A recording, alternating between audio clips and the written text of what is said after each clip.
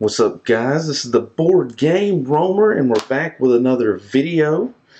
So we are now on day number 5, and I'm just going to double check our count here. I'm sorry, we're not on day number 5.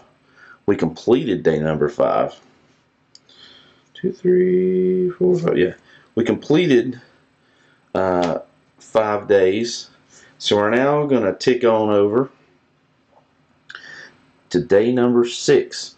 So with Goblin Queen, remember, takes 6 progress points. We do actually have 6 progress points. So if we're successful today and we get a progress point, we will be able to take the Goblin Queen on day number 7. So that should be interesting. So let's just get right to it. You can see I've done a little bit more modification. I keep trying to mess with this to figure out what's best. So up here in the corner, you can see I've got the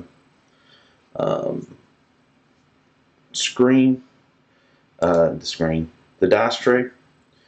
So hopefully that will make things a little bit easier to see the roll. It may not be exactly perfect, but hopefully it will be a little bit easier. That way I'm not going back and forth and you can see everything at one time. So let's get started. Alright. This one is called Bomb Heist. Load that crate of explosive arrows onto the raft.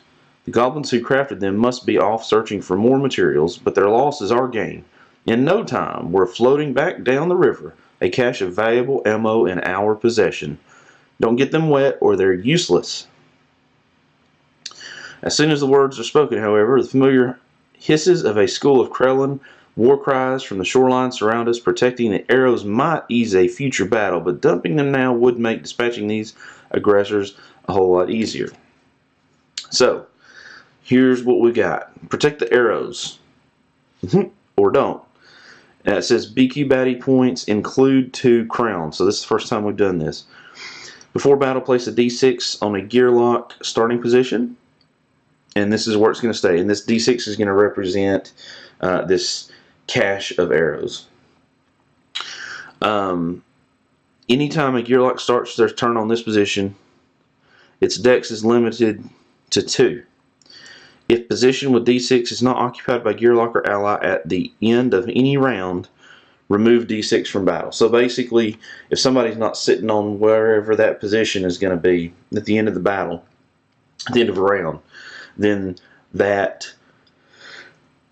those arrows are basically destroyed. Okay. If D6 still remains at the end of the battle, treat this card as loot. Explosive arrows deal 2 damage to any position and 1 damage to adjacent positions on the battle mat. 2 uses. So basically, this can become potentially, and I'm just going to set this off here to the side. This can become loot, really good loot, but we have to kind of camp out right at that position. And we are, for the first time, going to be adding these crown. So this is a new mechanic, and it is a little bit different than previous Too Many Bones releases, right? So this is the way it works. After we add the baddie point, so we're going to add 2 crown. Okay, so we know we're going to add 2, so there's our 2. If we include them, now there's a difference. This card says include. Okay, so what we do is we've got to, you will subtract 3 baddie points from BQ for each you include. So our current BQ on day 6 is 12. We added 2 of these, so that's 3. That's 6 points. 12 minus 6 is 6. Okay.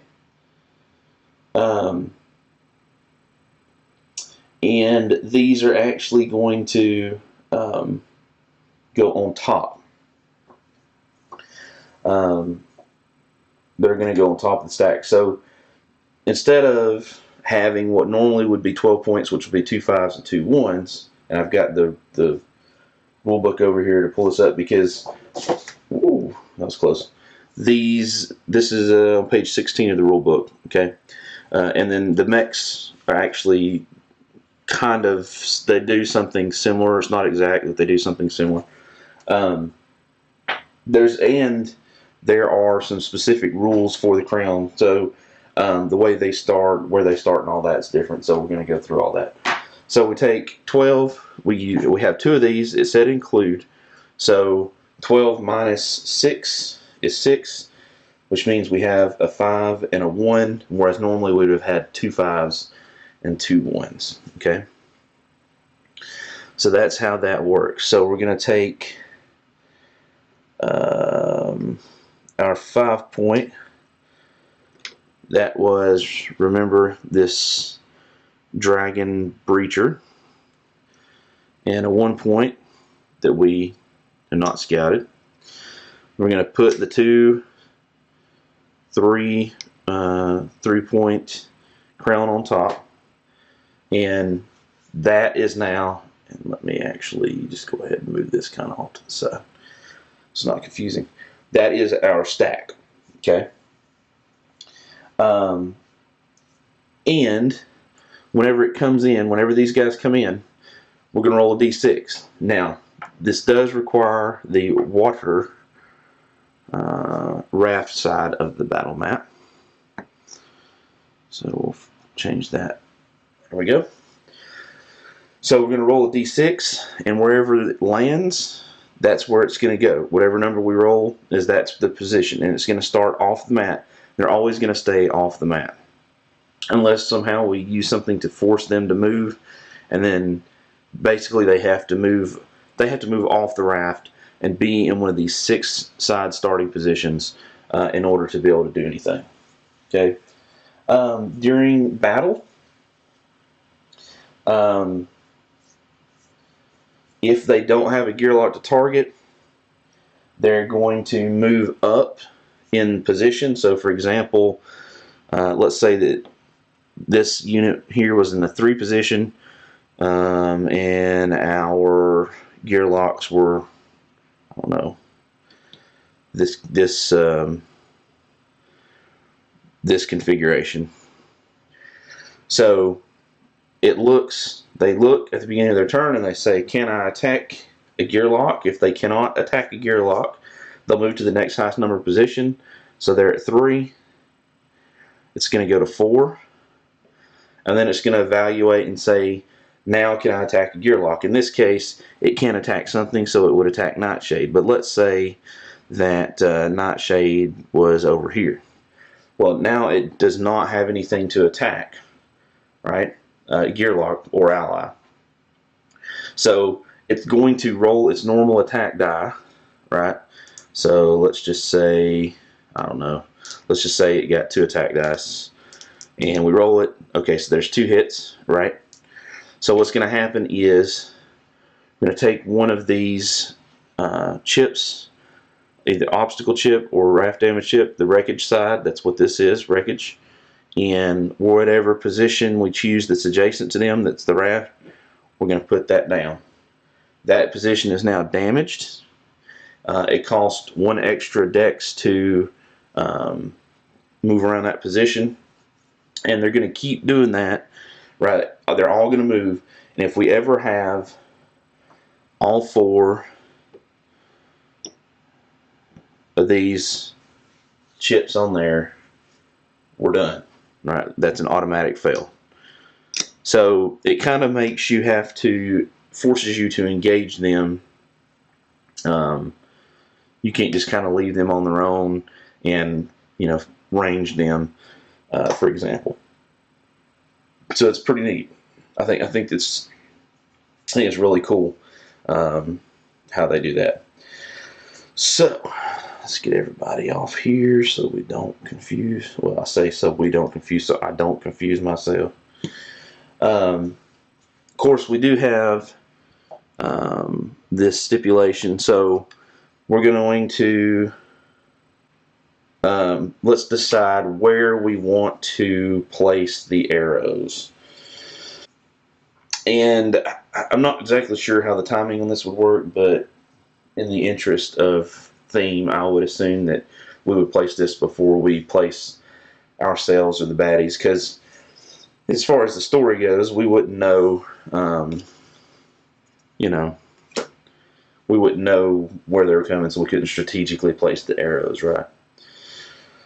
So I'm going to say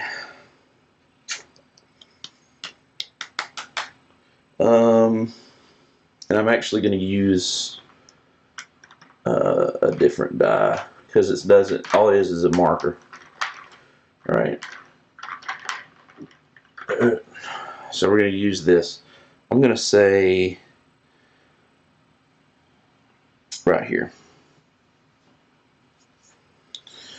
I'm going to say right there. All right. So let's start with placement. And let's see how these crown work. All right. So what we're going to do for our first crown, I'm going to roll for the starting position, and that is a 1.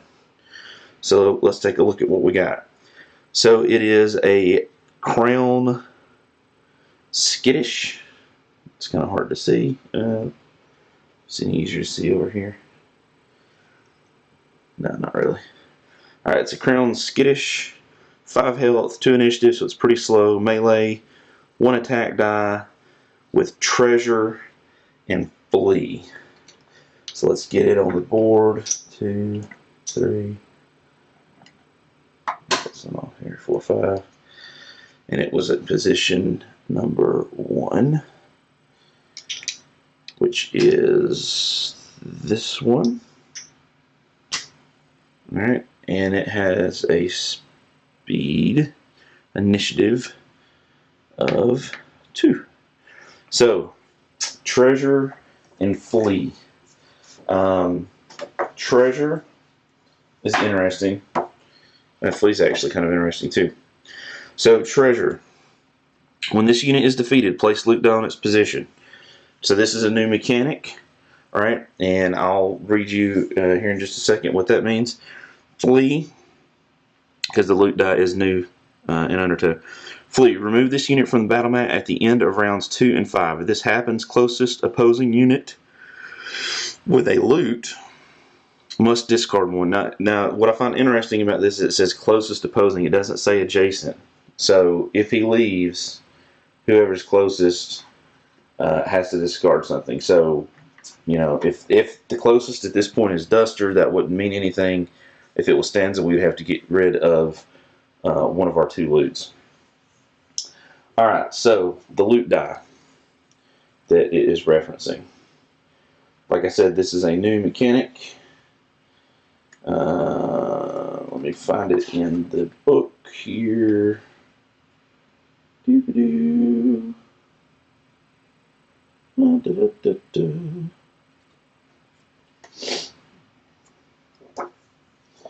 Give me just a second.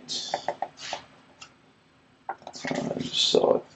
I just looked this up the last time this happened too, because it is new.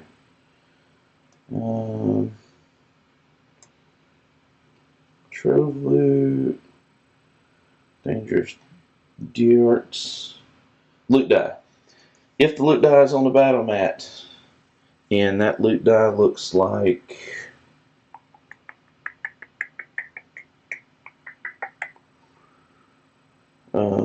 this. This is the loot die. Alright, so basically we can have a few different results, right? And the results are going to be, and this is found on page 26 of the rule book. We can heal ourselves for 2 HP, draw loot, heal ourselves for 2 HP, acquire consumable die of our choice, draw 2 loot, a trove loot, or shuffle in the ebonite doorway, which is actually already shuffled in. So let's hope that we don't get that one, because we already did that.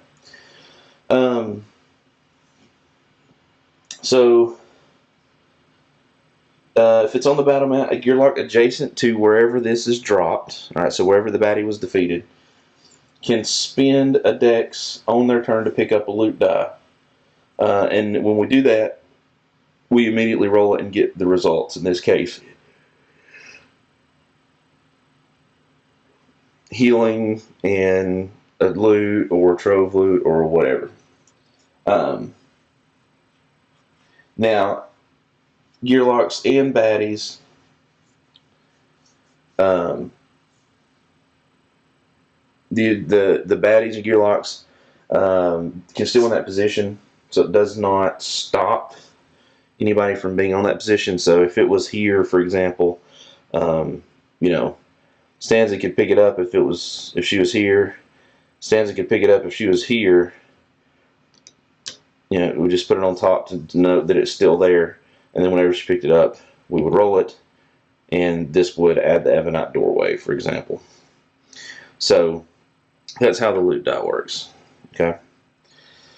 And then flee at the end of round 2 and 5, which hopefully I won't forget. That's hard to remember, just because I'm not used to. That's a new mechanic. All right. The next we've got is Shock 1. It's a crown lurer with 4 health, 4 initiative, 2 attack dice, and it is also melee. So both of these are melee. So we are, they're not going to be able to hit us unless we're adjacent to them, but we do need to be adjacent to them so that they're not damaging the raft. So we've got 4 health, and it is melee. It's going to be laying position number 2. So there's that. 4. So it's a little bit quicker, and it's going to go into position number 5. Okay, so they're both starting over here. Interesting. And then we have our Breacher. It is ranged. 6 health. 1, 2, 3, 4, 5, 6. Alright. 1, 2, 3, 4, 5, 6, yep. And it goes lane 3, and it is ranged, so it's going to go here. And a 5 initiative, so it's going to be acting pretty quickly. Fortunately, it's got compound and careless too, although it will hit both of us, so it is definitely something we've got to take care of. 1.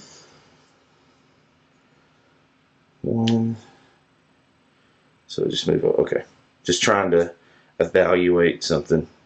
And then finally, our last baddie, our 1-point baddie, is Goblin Devastator. Melee, 1 attack, 1 defense, 3 health, 4 initiative. Has Careless 1 on a bone, and Detonate 2. Detonate is a very interesting skill. I believe we have seen this skill before. Basically, if it's not at full HP and it moves after it does its attack, it blows itself up. And let's see here, blows itself up and does damage to 2 damage to everything adjacent to it. So pretty gnarly. Let me double check that. This unit has it less than that full HP after moving, it will defeat itself and deal number true damage. Yeah, that's the thing. That's right. I forgot. It's not just regular damage. It's true damage. So it can be potentially super lethal. So we definitely need to address that situation. What to do? Well,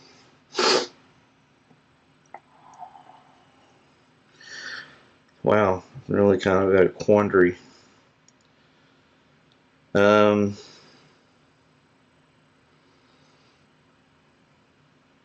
yeah, shock. That's what this crown has. Shock is Exhaust number, skill die, player's choice from the target skill area, excluding dice used as counters. So he gets rid of stuff on our mat. I'm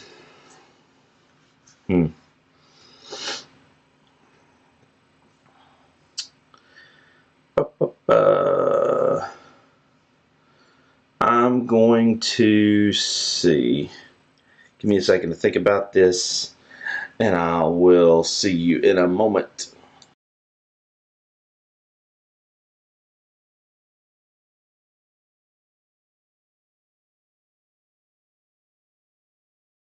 Actually, before I do that, I need to roll the initiative die. That's going to be important. Alright, so we have a 5 and a 3. So Stanza starts, and then Duster goes towards the end. So that will be our initiative. And we do not have Duster is at full health now, so Nightshade will not come out. Alright, so give me a second, and we'll place our gearlocks. Alright, so here's what I think.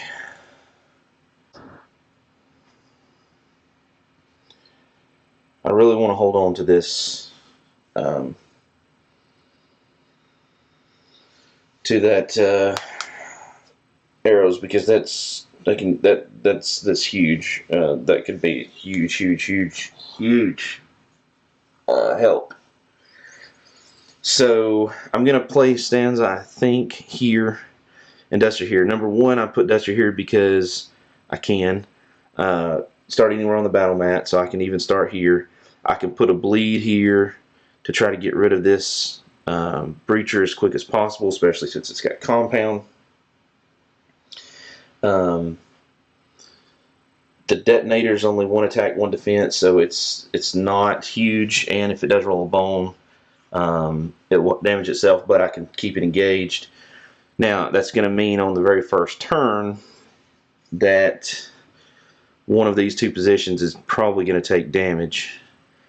And then maybe even round 2, one of these is going to take damage. But at least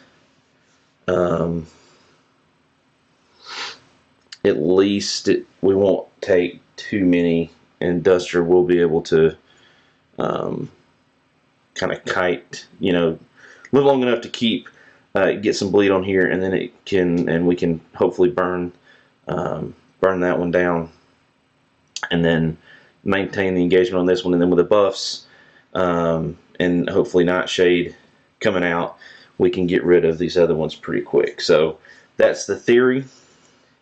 We'll see what happens. So we're going to roll the Lutar die for Stanza. All right, and oh my gosh, that's horrible. That was a 2. So what are we going to start? Songs are we going to start with? Well, I think we're definitely going to start with Under the Old Selfie. And doop-a-doo, boop-a-doop-a-doop-a-doo. Guess we'll do Only Time Will Tell, because we don't have any kind of status effects, really. So the Siege of Charon, I don't think is going to be necessary. So we're going to intro both of those songs. So that is 2 decks. All right. So that means we have 4 decks left. Now, unfortunately, or actually, you know what? Yeah, we'll wait. So we have 4 decks left. Unfortunately, I don't really have a whole lot that I can do with it, other than I think I'm just going to roll the 2 defense. Yeah, we'll just roll the 2 defense, and I think that's the best I can do, because I really want to keep that loot, like I said, until we can get Nightshade out. Alright, so 2 defense, that is, oops, 2, 1, so bam, bam. Alright, we've got our 2 focus, Now, unfortunately, that means next turn we're going to have to vamp both of those songs. Unless, well, you know what? We'll go ahead and roll this. I like it, and the defense will be nice, but we really need to focus. So I'm going to roll this for its focus. And we get a focus of 2. So now our focus value is 4, so we're good. And we can hopefully work on ticking up the Lutar die as we go, since we didn't get any bones. So that is that quick. Is Stanza's turn. Yellow goes. Now yellow is this unit here, this compound careless breacher. It's 1 attack because the attack is 1 because round 1. 1 attack, 1 defense. So we'll roll that. The first attack will be versus Stanza, and then we'll roll again for Duster. Alright, so it gets 1 defense. That's unfortunate. 1 damage. Stanza soaks that up. And 1 damage to Duster. Duster takes a damage, which again is unfortunate, but that does mean that Nightshade will come out at the end of this round. So hopefully we can use Nightshade to really do some damage. Excuse me. So that's the Breacher gone. Purple, that is this Crown Lure. So it's going to go from 5. It's going to pop on over to 6. It's going to attack Duster. And 2 attack die. Alright, so that's 2 and a bone. The bone doesn't mean anything. Duster takes 2. Yeah, this is not good. And it does shock, which means we have to get rid of exhaust one of our skill dice, so we'll exhaust our lashback die. It's a really nasty ability. I probably should have started in retrospect and tried to kill that, but I didn't really have a way to do it though, so there's nothing I can do about it. So that goes. Next, the Goblin Devastator will go. It's going to move to the closest gear lock, which is going to be Stanza. I'm just going to go here. Or actually, I'm going to go 1. Yeah, I'm going to go here, I think. Alright, so it's going to attack Stanza with 1 attack, 1 defense. And hope it rolls a bone. Ooh. Well, it did roll a bone. So it does 1 damage to itself. Now, here's the thing. We can't let it go away. But that's okay because Stanza does have a bit of dex and a couple of attacks. So I'm good with that. But it did do 2 damage to Stanza. So we're going to take 1 off with a defense die. And then Stanza takes 1 damage. But I forgot to put the buff HP on her originally. So yeah, actually she doesn't. So it comes off the buff HP instead of the regular HP. So Stanza's still good to go. Duster goes. Now we have to remember Stanza's song is still in effect and it has party. So heal HP, affected unit heals for number HP. Oh wait, you know what? Never mind. I was thinking that would happen on that unit's turn, but that's not what that means. That happens on Stanza's turn. So Duster gets to go. Duster has 5 defense. I'm actually going to switch up. I think my initial plan was to hit this Breacher, but I think I'm actually going to hit this unit here. So we're going to definitely roll 2 attack die. Actually, we're going to roll 3 attack die, thinking 2 defense die to try to get rid of this thing. Yeah. Yep. What do we get? Oh man, a whole lot of horrible. So that's 3 bones. Gosh, that is 1 defense, which I guess is better than none, and 2 damage. So this unit takes 2 damage. Right. And then blue, this crown shifter, skittish, sorry, crown skittish, goes now. It tries to attack a gearlock. It cannot, so it goes to the next highest position. This was on 5 and went to 6. This is on 1, so it's going to go to 2. Then it's going to roll its attack die. There's no gearlock here, so if it rolls a bone, then we're going to have to decide which one of these 2 positions gets destroyed on the raft. Bone. Oh, dang it. Alright, so one of these 2 positions has to be destroyed. I'm going to choose this one, I think. Yeah. Alright, so that takes care of that. And that quick, we're at the end of round 1. Now remember, it's Duster at the end of the round. If Duster has any damage,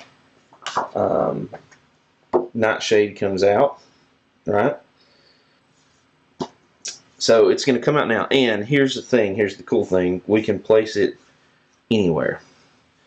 So, and it's going to go first, actually.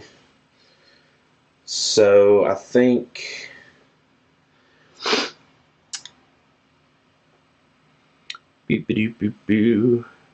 I guess there wouldn't really be a reason why we wouldn't want to put it here.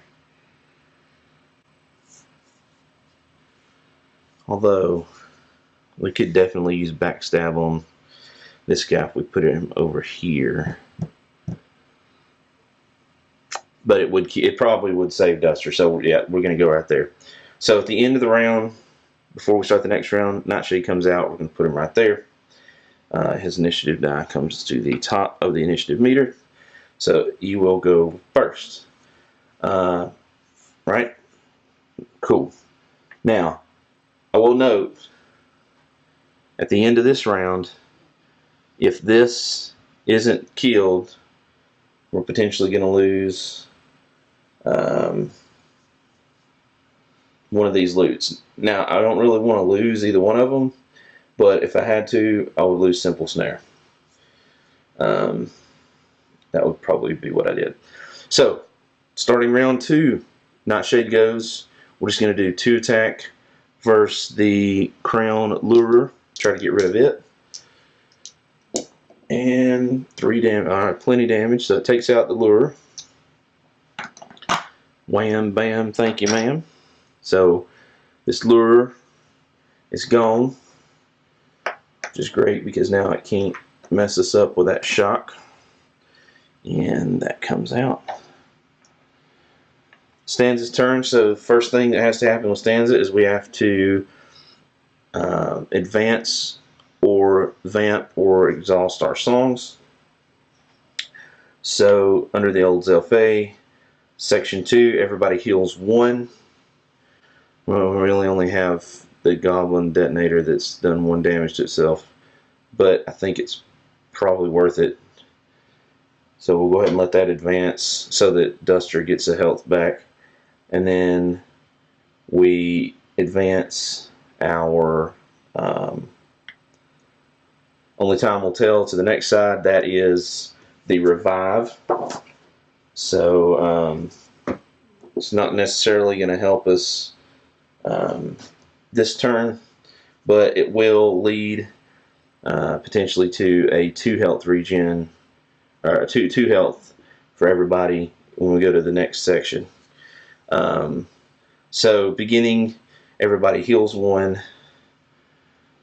So the only affected units that have taken damage is Duster and this Goblin Detonator, unfortunately. So now we were using 4, so now we do our normal thing, and that's 2 of our 6 decks. So we're going to roll 2 attack and 2 defense versus the detonator. Should I do that?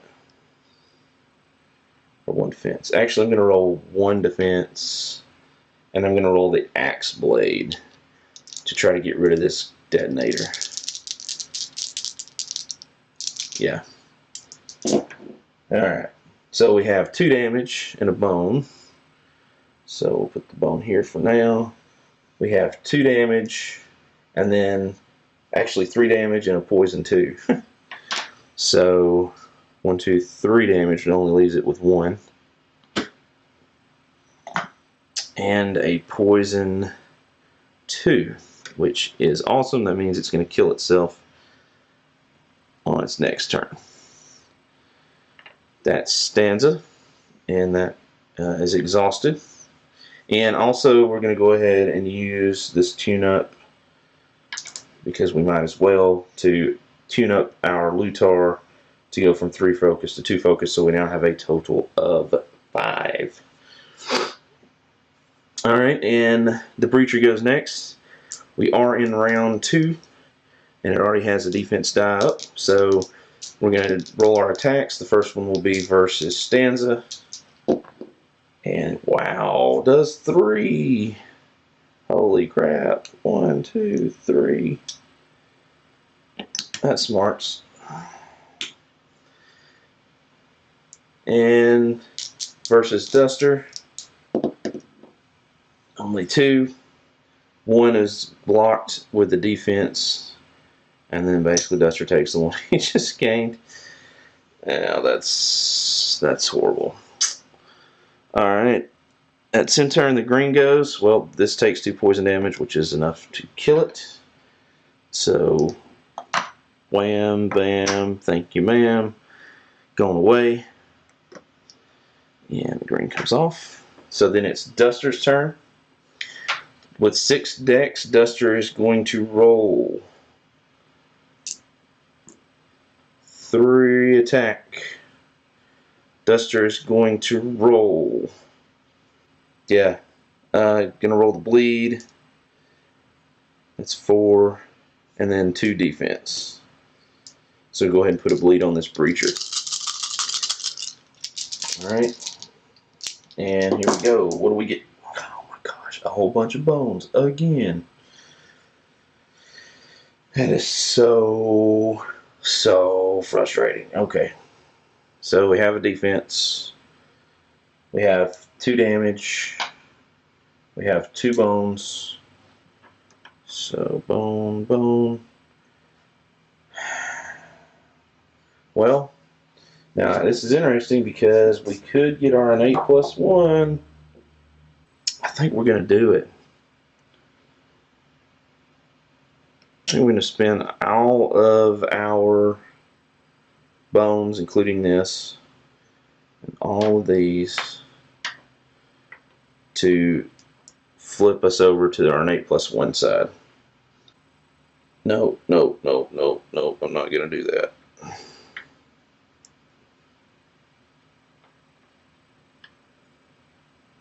Not going to do that. I take that back. We're going to put our dagger back in the skill mat. I really need that bleed in case we don't do enough damage, because basically Nightshade and Duster are the only 2 that are going to be able to hit this unit. Man. Okay. Then this unit goes here. It's going to move from 2 to 3. Nothing is there. It's going to roll. It's going to roll damage. We'll just pick this one. Now, remember, this is the one with Flee. So this is now the end of the round, and this says, remove this unit from the battle mat at the end of rounds 2 and 5. Closest opposing unit with a loot must discard 1. Closest opposing unit is Stanza. So this unit will go away, which is nice, right? Yeah, I'm going to assume that remove means it goes away from the battle mat completely, and doesn't leave and come back. So it leaves. We have to lose a loot. Stanza has to lose a loot. We'll lose the simple snare. Just kind of stinks, but that's okay. We'll make do. And that is the end of round 2. Beginning of round 3. First we have Nightshade. Nightshade's going to go 1. Actually, Nightshade's just going to go 1. First movement, then it's going to do 2 attack. And wow. Really? Okay. Oh, you know what? I'm sorry, guys. I just realized this Breacher attacks 3 units, which means it would have actually attacked Nightshade last round as well. And Nightshade have only taken 1 damage. So he is still alive, albeit barely. And then he rolled his 2 bones his turn, which was absolutely horrendous. Stanza's turn. Well, Stanza's gonna vamp both songs, as there's not enough focus. No, I'll take that back. He's gonna advance under the old Zelfay and vamp. Only time will tell. That's what's gonna happen. Does not have enough focus to do both. Where the heck is the vamp? There it is. So we're using 1 dex for that. And so that means we have 5 decks left, and we're good on focus because we need to use 4. We have 5. The interesting thing, you know, I could, that's a heck of a gamble though. I was going to say, I could move down here and attempt to take this thing out, this Breacher out, and hope that Duster, with its backup plan, actually doesn't have any of these, does it? Nope, nope, it does, because I did not do that. Yeah, I think, yeah, because I could use backstab. All right, I'm gonna risk it. I'm gonna actually move Stanza 1, 2, 3. We've used 4. Now I've got 2 more decks, so that's 5, 6 with 2 attack dice.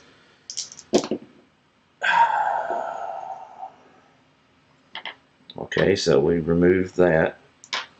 So that's not good. We'll go ahead and use that bone to tune up, just to be safe. No, wait. We're not going to do that. We're going to stay here because no, we're not going to stay there. We're going to do what I did. No, we're not going to do what I did. Let's put this back down to 3. So instead, we're going to roll 2 defense for Stanza. 1 and a bone. That's what we're going to do. Just because this guy's going to be rolling 3 dice against everybody. So I think we may have just lost this encounter. Man.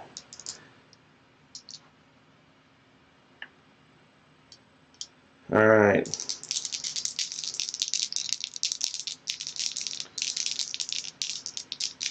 Alright, we got the Breacher versus Stanza.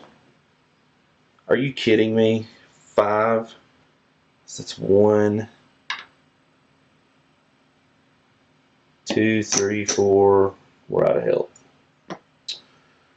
So 1, 2, 3, 4, 5, 6. Stanza is knocked out. I think this is it. Versus Nightshade for more than enough to take Nightshade out. And well, technically that's exhausted. And versus Duster, 2 damage, 1 gets absorbed. Oh, Duster has 1 left. Woohoo! And Duster goes, so we might as well do the old bleed. Do the, with 6 decks, do the bleed. Do the 3 attack. That's 4 dice. And 2 defense, 5 dice, 6 dice. Let's see what we get. Okay. Oh, well. Whoops. So that's 3 defense. He's going to do 4 damage and place bleed. 1, 2, 3, 4 damage. Wow. Wow. 4 damage and place bleed. Round 4. Now we lose this, so this die will come off, so we're not going to get that as loot, unfortunately. Round 4 means 4 attack die against Duster. If we can get less than 3 damage, or 3 or less damage, oh, and 1 damage comes off immediately because of the bleed, or 1 health comes off immediately. 2, 3, 4, 5. 1, 2, 3, 4. No more. Man. Oh my gosh. So stinking close. So close. That is disappointing. So we'll take that off the board, put him in the back of the stack. Well, so close. Yeah, those crown, I guess I should have not, maybe not gone for, worried about the arrows. I think probably I was more worried about keeping that. And I probably shouldn't have been. So, wow. So no,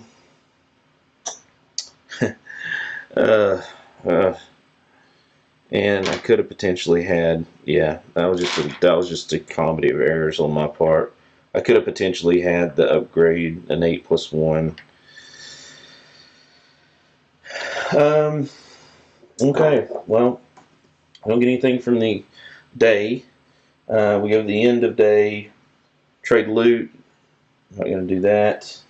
Make lockpicking attempt. We don't have any of that. Obviously, really the only option we have for both of our units is to rest and recover.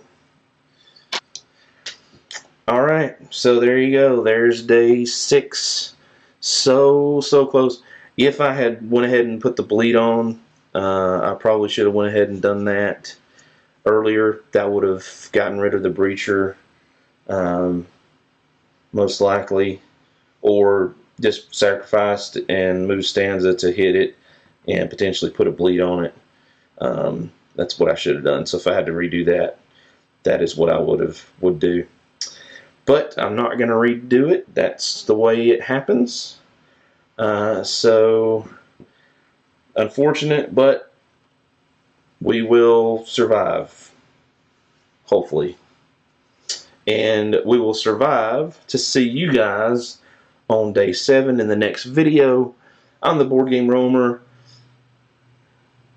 I hope you're enjoying this, seeing what Undertow is about.